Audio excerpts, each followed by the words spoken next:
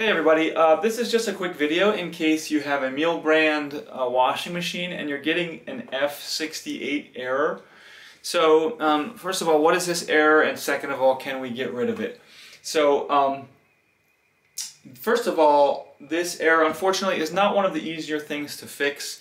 It's a circulation pump operating after switch off error. So after it's off, the circulation pump fails to turn off, so you're going to get this error.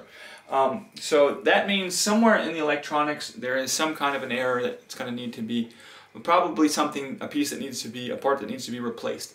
But before you call a technician or try to dig into the guts of the thing or anything like that, whenever you get these sort of rare electronics errors that get thrown up, it's always a good idea to try to get it fixed by just doing a hard restart on the machine. These modern machines, sometimes they just throw up errors like that, kind of like a computer, and you just need to do a restart on it. So to do that, you want to turn it off, but you don't just want to turn it off, you want to actually unplug it from the wall or turn it off at the circuit and leave it completely without power for a full minute.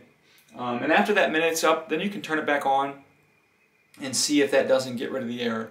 And hopefully it will. Hopefully just a reset will clear that error out. And if not, you're probably going to need to call a technician. But anyways, hope this helped at least clarify what the issue is. Thanks a lot for watching. Have a great day.